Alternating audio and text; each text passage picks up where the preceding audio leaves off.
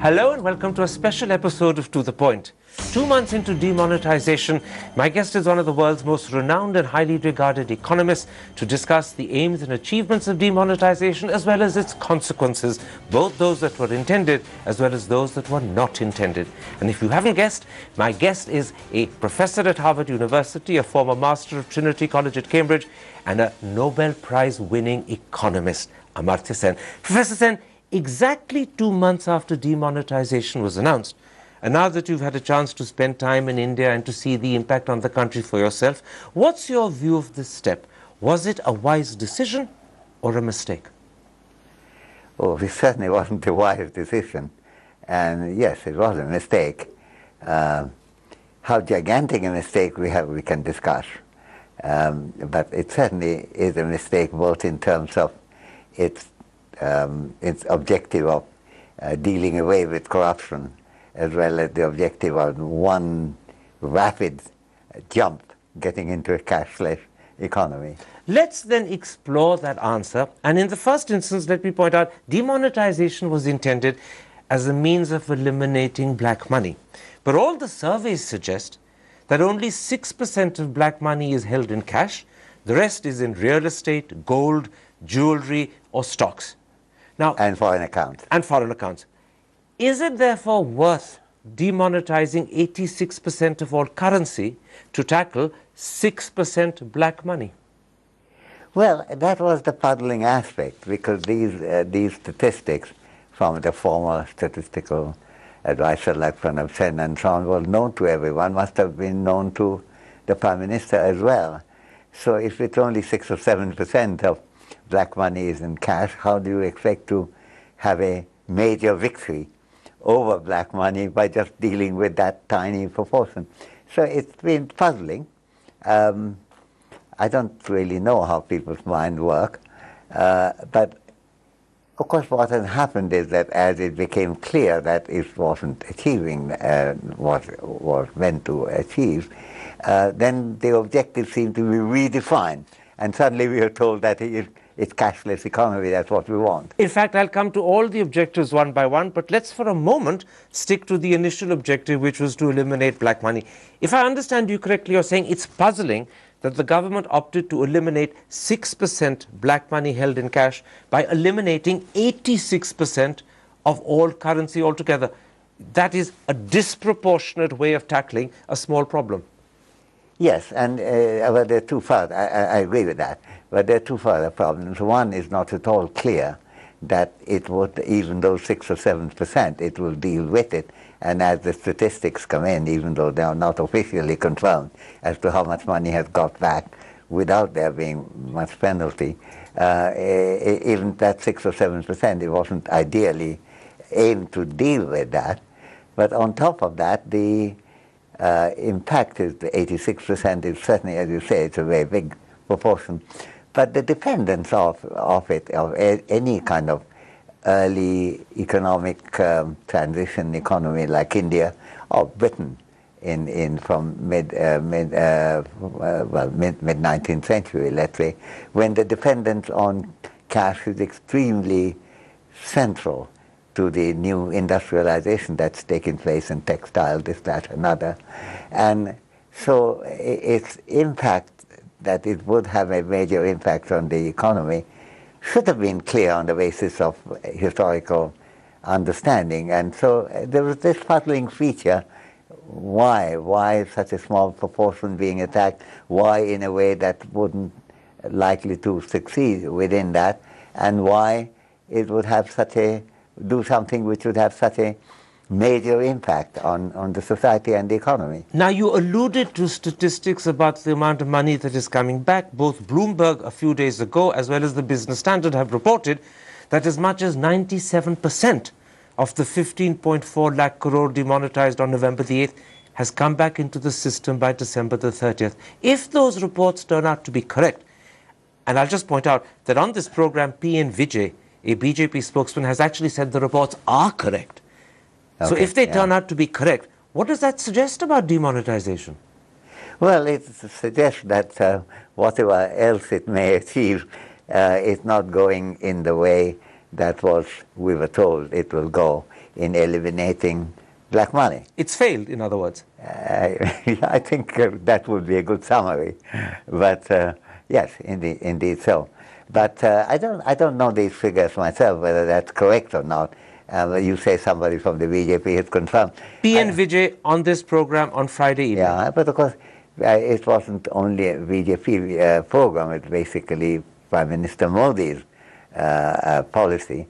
So I'm not certain whether one must take that as an acceptance of the author. I mean, you're absolutely right, Professor Sen. The government has not accepted the 97% figure. The government is in fact insisting that there could be what they call double counting, and they've asked the RBI to recheck. And there might well be, but even if 85% had come back, not 90, what the way you said, that should still indicate it's a very small success to the extent that it is a success at all. This leads to two quick questions that arise out of the possibility that perhaps as much as 97% has come back.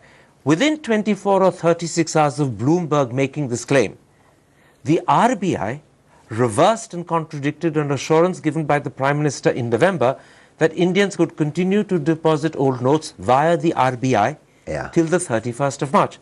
Suddenly, the RBI decided no more deposit of old notes except by NRIs. Now, not only did that deeply embarrass the government, but some people began to speculate this had been done because the government was now scared that more money would return than had actually been demonetized. 15.4 lakh crore was demonetized. They were scared we might end up with more than 15.4 lakh coming back. How do you view the RBI's decision to suddenly counter and contradict the Prime Minister's position? I don't think it is RBI's decision. This must be the Prime Minister's later position. I don't think the RBI decides anything at this time. I mean, when we had a really powerful RBI governor, namely Raghuram Rajan, one of the real luminaries in financial economics in the world, I think it's possible for RBI to have taken the independent decision to some extent. So in this instance, you're suggesting the RBI was acting as, how shall I put it, his master's voice? Well, yes, but that's not, that doesn't worry me. I mean, the central banks in some countries have independence, like in Italy it does. In some other countries it doesn't. And it won't worry me deeply if it did not have any independent voice at all. Now, the second follow-up question to the possibility that 97% has come back is that 40 days after demonetization was announced, and remember, demonetization was intended to eliminate black money, on the 16th of December, the government suddenly announced a new amnesty scheme for black money, which will continue to the 31st of March. So does the new amnesty scheme for black money suggest that the government is beginning to suspect that demonetization may not work, and therefore they need another strategy? Yeah, I think that must be the right reading. Everything I've read indicates that that must be the way the thinking is evolving. I mean, it's evolving mainly, of course, to change the corruption story into the excellence of a cashless economy. Absolutely. But I'm sticking to the corruption story for a moment. Yes, sure. So we have, in our conversation, suggested, we may not have established it, but we've suggested, A, the RBI's decision to suddenly stop deposit of notes even through the RBI was one that actually the government had made the RBI take. It wasn't the RBI on its own. And secondly, the announcement of a new amnesty scheme is the government recognizing that perhaps the demonetization hasn't worked. Both of those are steps being taken by the government, in a sense, to cover its, forgive my colloquialism, backside. Yes, I wouldn't put it quite that way. On the other hand, yes. But, you know, that again, one has to be fair. I mean, if you find a mistake, then you change your policy. The really question remains, why did the government expect it to succeed when on no economic ground that I can think of, one would have expected it to succeed? I'm not against the government changing its policy when it finds that it's not working. But be honest about it. Yes, that is quite important. Let me put you the government's counter. The government says even if all the money that was demonetized comes back into the system, we have the means, A, to scrutinize accounts, B, detect black money, and C, both tax and penalize it.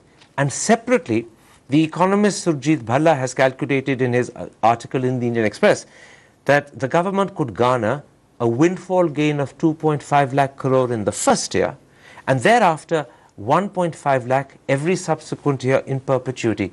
How do you respond to that sort of analysis? I don't know what's that based on, and that seems to me to be highly speculative. The government would obviously, to the extent that it can extract money through penalty and other means from those who return those money, would get something, we would expect that. There's nothing surprising about that at all. But, in the context of planning for the Indian economy, and I'm not even bringing in for the welfare of Indian people, just the economy for the moment, taking a narrow view of economics, it's really rather small fry what we are talking about here, given the size of the economy. And this gain is small fry. Yeah, it is. But on the other hand, obviously, if you are into a policy which is not producing many good fruits, you cling to any fruits that it does produce, if it looks at all edible or not. So I think... So they're trying to make the best of a bad job. I would think that's probably right. That again, I don't blame them for that. That's what the governments very often do. Let me put you two questions that occur to the Indian people.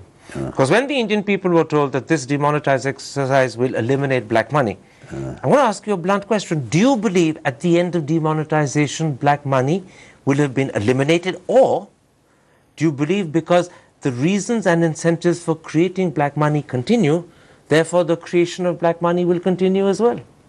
Yes, because any of the radical steps that would have been needed to eliminate black money haven't been taken. I mean, by just removing a certain currency from the exchange system, when that currency accommodates 6 or 7% of the total amount of black money, is not going to produce the kind of result that was being promised or expected. I don't know how it could have been expected, but evidently was expected. So there's a puzzling feature in that which I boggles the mind to some extent. Yeah. So if the curse of black money will not be eliminated and black money will continue to be generated and created, what does this mean about corruption and bribery?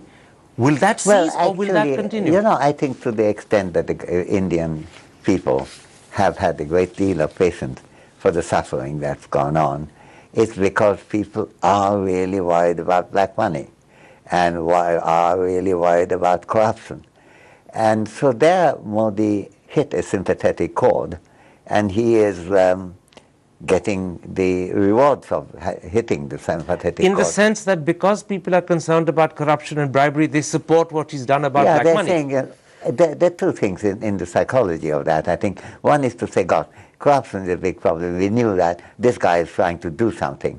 Now, in the fact that it's being done rather ham-handed way, and it wouldn't achieve the result, is a further thought, and I think that thought would probably come, but that may well come well after the UP elections, for example. But you're saying a very interesting thing, Professor Sen. You're saying that because the Indian people are deeply concerned and worried about corruption and bribery, they supported Mr. Modi on black money because they hoped and prayed that the attack on demonetization would remove corruption and bribery.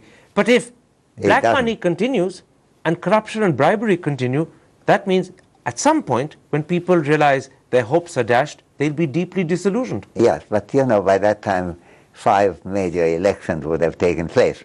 So I don't think, I'm not a great political thinker, but even as an economist, I think one has to recognize that the timing of that recognition is going to be a lot later than what may be on the top of the mind of people, of the political parties right now and right here. In other words, there's a long period before people stop giving him the benefit of the doubt. He will continue to get the benefit. There is also a second element in that, because people are used to suffering.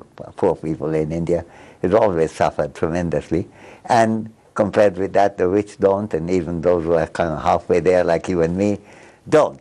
On the other hand, the idea that this is something that's hitting the relatively rich is something quite appealing to people. Schadenfreude.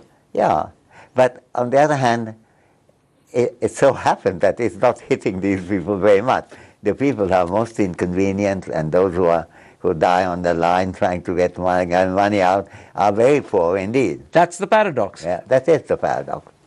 Let's then at that point, because I think we've discussed the justification of demonetization in terms of eliminating black money very fully, come to the other justifications. A second justification was that, in fact, it would eliminate fake currency.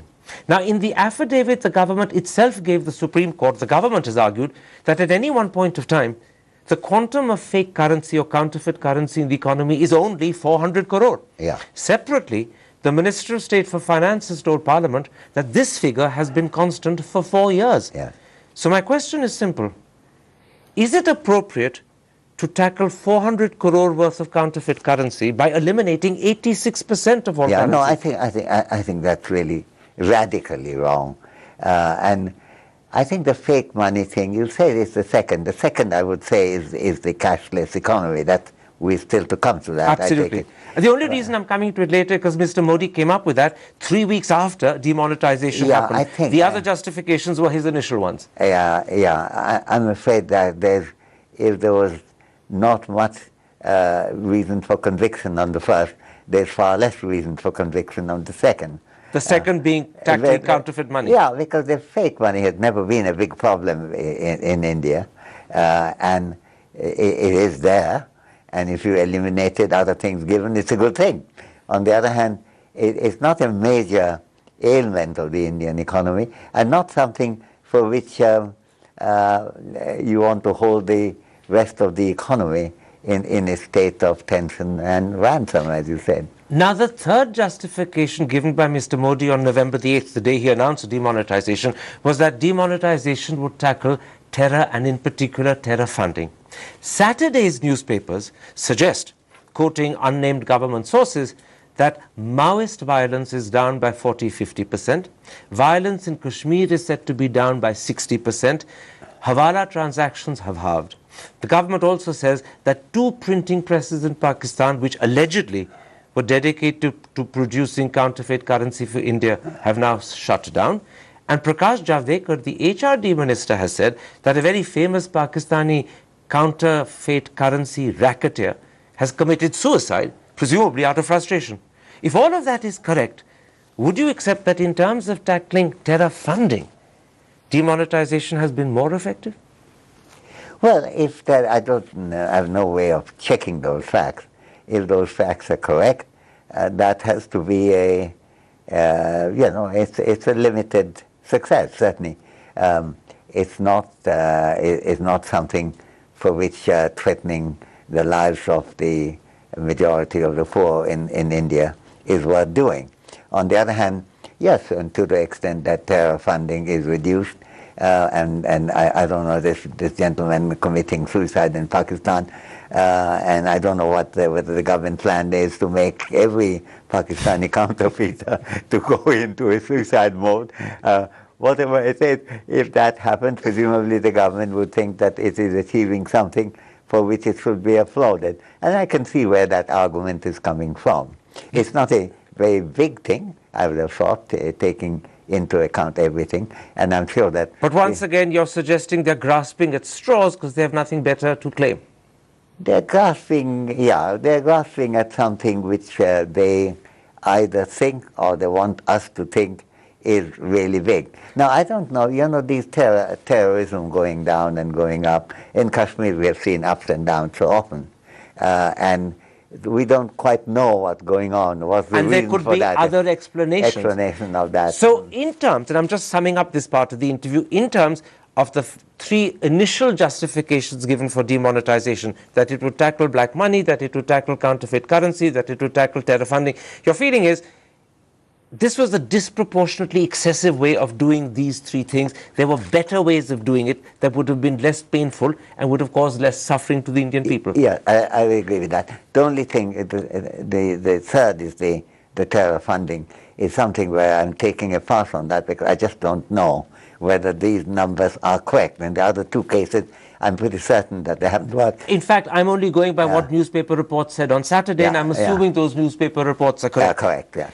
Let's then come to the fourth justification. It was one that Mr. Modi came up with not immediately on November the 8th when he announced demonetization, but some 3 weeks or 4 weeks later, that this was a way of pushing India towards becoming a cashless and digital economy. Now, no doubt, that is a laudable objective, but is demonetization of 86% of currency the best or optimal way of encouraging digitalization and cashlessness?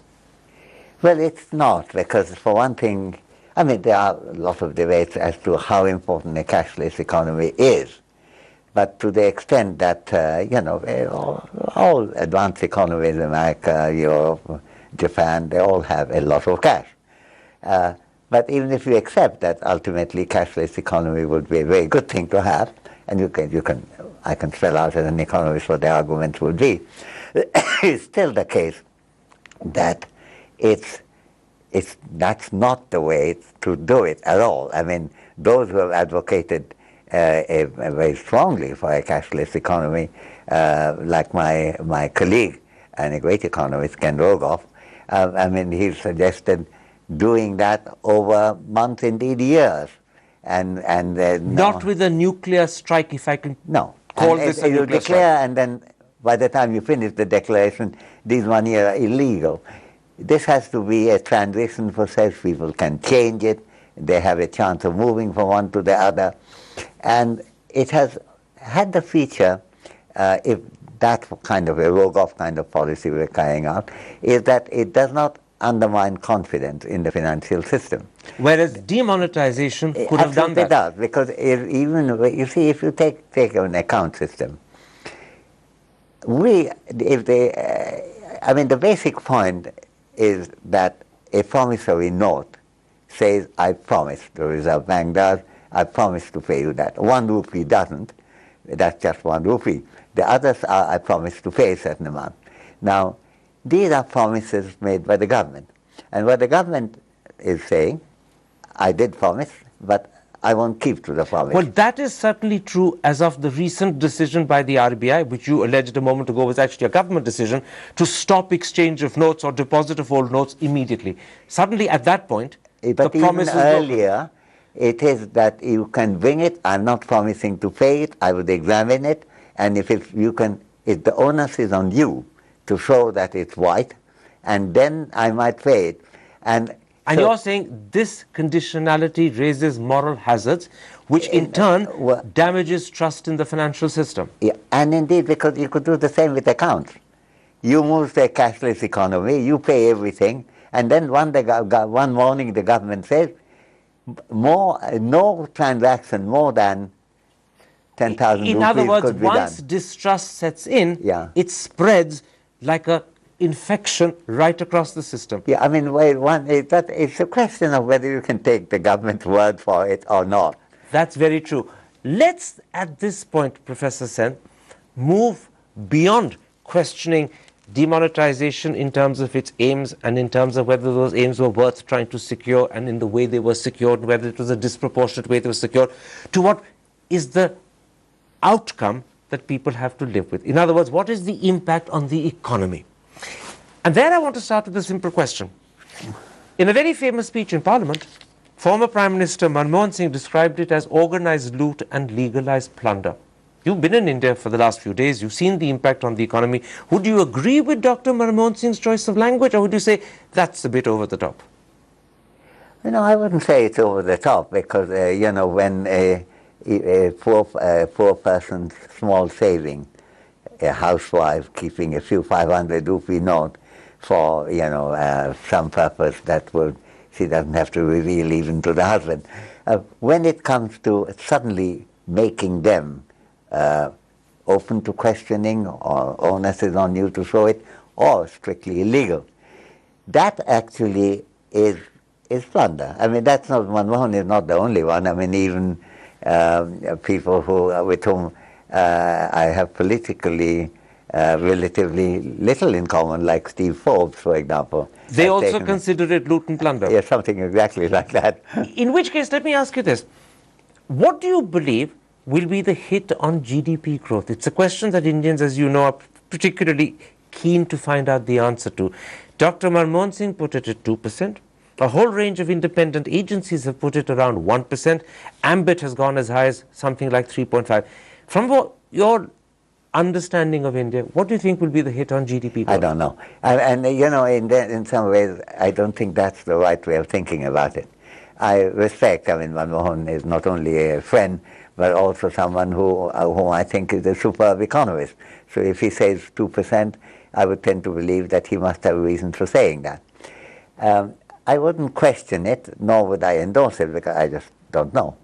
But on the other hand, I think one part of the problem of India has been, and I've tried to write on that, is that we try to judge success by the GDP growth rate, even when the GDP growth rate is continuing without improving the lives of lots of people. I fully understand. This is just a statistic. Let's then move away from the statistic. But the lives of people are already pretty badly affected. Let me, in fact, come to the lives of people. I want to touch, and I'll ask you to give me brief answers on two areas where the lives of the people could be adversely affected. First, the unorganized sector, which is 45% of GDP, and within that, in particular, casual daily wage labor, which could be as much as 60% of India's workforce. How vulnerable are they? How adversely affected do you think they would be over the last 2 months of demonetization? I think it's pretty badly affected at this time. And the idea that he would somehow go away. I mean, GDP may be made up by all kinds of other things happening rest of the country. I mean, the relative, contrary to popular perception, the relatively rich have been far less affected by this. The poor are the ones who suffer. And they don't contribute very much to GDP, but their lives depend on what income they get. So I would think that this would be pretty badly affected. I mean, I'm just back from Shantiniketan. I see that the potato farming, which is the second crop at this time, is far less taking far less.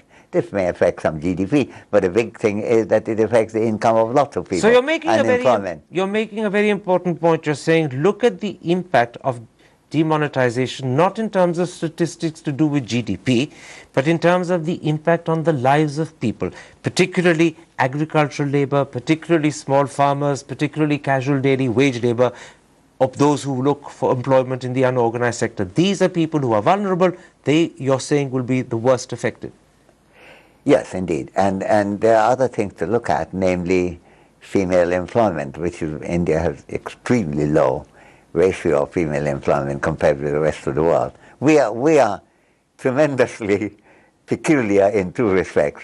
We have relatively few women workers, which affects the lives of the independent of women badly, and we spend far less on health care, India does, than almost any other country in the world. And those are areas where the impact of demonetization will be particularly adverse. Quite strong, indeed. Let me put this to you. The government's response is that the depth and extent of the suffering is going to be conditioned by the speed and effectiveness of remonetization. And this is a point that, in fact, was made in his blog on Sunday by the finance minister. A few days or weeks ago, the CEO of Niti Aayog has said that by the end of January, 75% of what was demonetized in November will be back in the system. If he's correct, does it mean that the months of suffering will be limited to November, December, January? From February, we'll get back to normal? I think that's GDP-oriented thinking. It may well be. Manmohan may be right that GDP won't come back there. Manmohan may be, and Niti Aayog or whoever I say, may be right on the other side, that the GDP will make up. But the jobs that are lost, I mean, the potato crop not coming, the fish market being affected. I'm referring to locally since I'm just back from Shantiniketan and Calcutta. These are very noticeable. You go to the fish market, you see how much the trade has declined. In fact, newspapers, particularly the Indian Express and the Hindu and the Business Standard as well, have had fairly graphic, although anecdotal accounts of what has happened to businesses, what has happened to employment in areas like textiles, tiles, brassware, jute, beedi, diamond cutting, grain trading. These are all areas where A, a large number of people are casual daily wage labor, and B, this is all in the unorganized sector. This is where people will be suffering, and GDP statistics will not accurately reflect what happens to the lives of people. I mean, GDP statistics may well come down as one expects. But even if it didn't, it could hide the fact that the lives of people, lots of people, have been pretty badly roughed up. In fact, you used a very important word.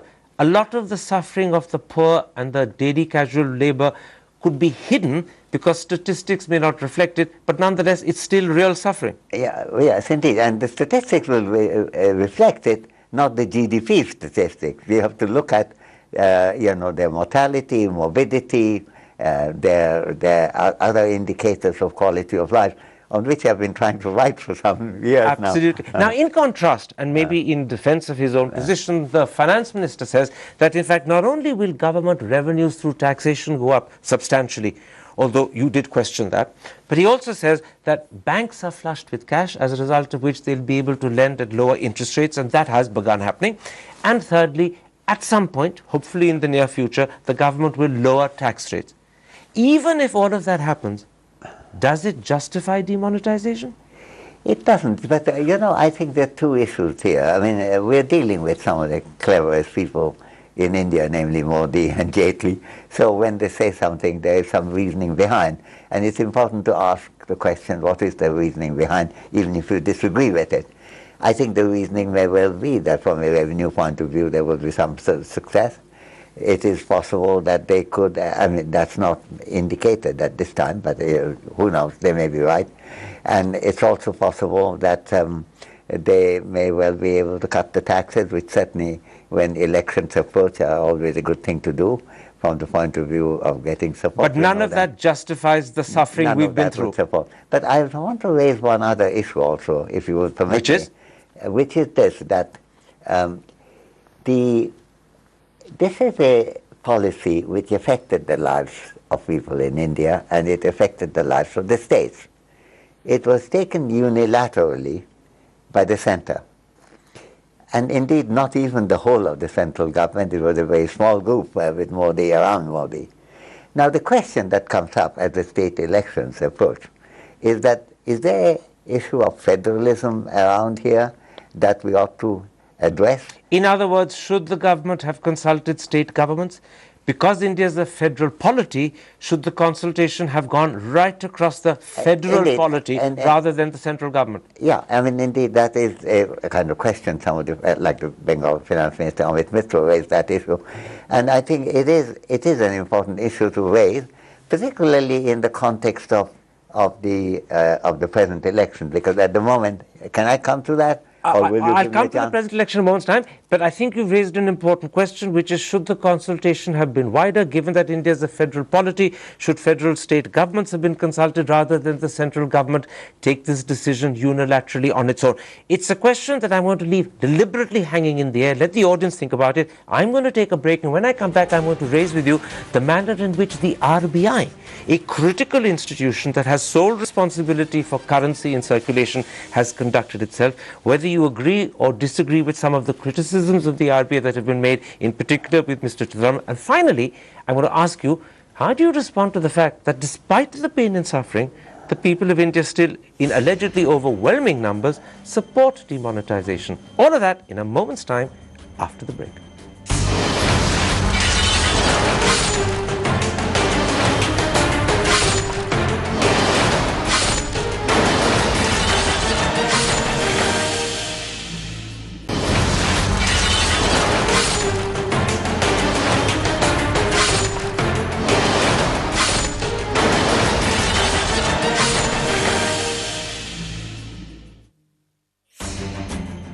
Welcome back to a special episode of To The Point. My guest is one of the world's most highly regarded economists, Nobel Prize winning Amartya Sen. Professor Sen, let's come to the RBI and the way, as an institution, it's behaved in connection with demonetization since November. What's your opinion of the RBI's behavior and attitude?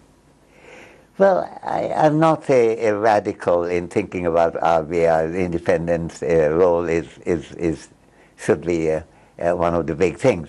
It depends on who is being led. If it is being led by Manmohan Singh or Raghuram Rajan or I.G. Patel, and I can think of a few others, Yes, indeed, that they should have a major role. But if it's not led by them? But then, you know, this is part of the government. RBI is not really detached from the rest of the government. So I don't weep around that the RBI is not playing its big part. This is very interesting because in an article that he wrote on Sunday in the Indian Express, as well as in an interview he gave me last month, P. Chidambaram has been very strong in his criticism of Urujit Patel. He's even said that Mr. Patel, the present governor, has undermined the RBI's credibility. You're suggesting that that credibility as such never existed, it's always been part of the government? It has, well, it varied depending on who the governor is. You see, if you have Manmohan or IG or Raghuram Rajan in that position, you have to listen. The government, whether or not formally it has independent, you have to listen to that. In other words, it's not the RBI as an institution that has credibility, it's the individual who headed it who did. When a man like Raghuram Rajan or Manmohan Singh headed it, there was enormous credibility, but at other times, yeah, the RBI hasn't had that credibility. I would put it that way. And therefore, you're not particularly perturbed by the way the RBI behaved now. I can understand the point that Chidambaram is making, because having a really excellent governor of RBI and his or her having that independence is important. On the other hand, if you don't have such a good governor, I'm not saying anything about the present governor, I know nothing about him, then I don't think, just as a general rule, wanting independence of RBI and a voice, I'm not turned on by that. Let's come to the political opposition, and in particular, I'm talking about the opposition to demonetization from Rahul Gandhi's Congress and Mamata Banerjee's Trinamool Congress. Arun Jaitley, in a blog that he did on Sunday, has said that these people have been more interested in disrupting Parliament, and secondly, he says they've identified with black marketeers rather than side with the modernization of the Indian economy. Do you believe that, in fact, the opposition has played a critical role in determining the way the country thinks about demonetization, or have they simply whipped up a froth without achieving anything? Well, they have raised a very important question and made it inescapable for the government to have to say something on that. As we were discussing earlier, this is a federal decision that has been taken without a kind of, in a unitary mode. Now, I think Can I just point out that under the laws that pertain, the government has the right to respond to a request from the RBI to demonetize. They claim they got a request rather than asking the RBI to make that request and then responded to it. First of all, we don't really believe that the request came from RBI. It is a government-oriented, central government-oriented decision on all accounts. And secondly, it's not so much whether they have a right to do it, whether they have a reason to do it is what we have to look at that. And that you've already pointed out they don't. I think the reasoning has been very loose. But you're going one step forward. You're saying not just do they not have good reason to do it, morally, given that India is a federal policy, and given this would affect the states, the central government should have consulted the state governments and not exercised the decision unilaterally, even if they have the right to do it. Even if they have the right to do it, morally they should have consulted. There is a moral issue to which you rightly point, and that is there. There's a political issue also. Namely, most of the opposition parties, given the nature of India now, are regional opposition. They come from here, come from there, and so on. Even Congress, which used to have an all-India president, it's the one comes closest to it, doesn't have it. So it's really often the regional point of view that you're getting.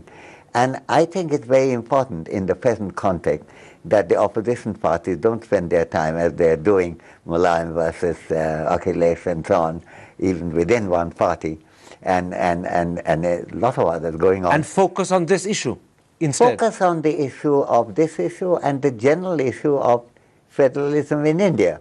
And if that is the case, then there is need for an oppositional unity, which would also make a major difference to the electoral outcomes. But the important point you're making is that by taking the decision to demonetize unilaterally, the central government has adversely affected the federal character of India's polity and adversely affected the growth of federalism.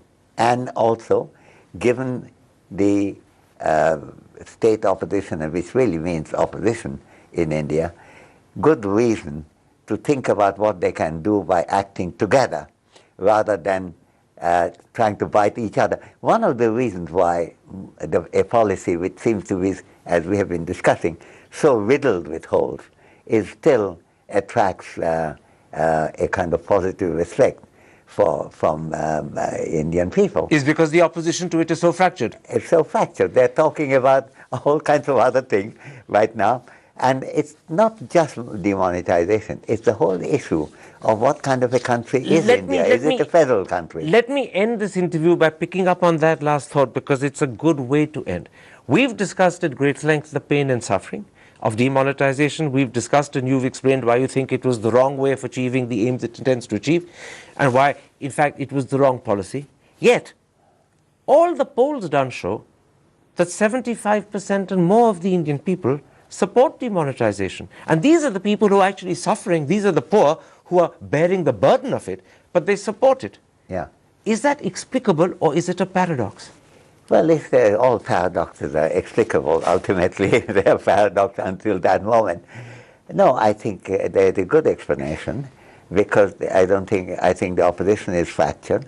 Even in the hullabaloo in the parliament that you refer to, there have been different tensions.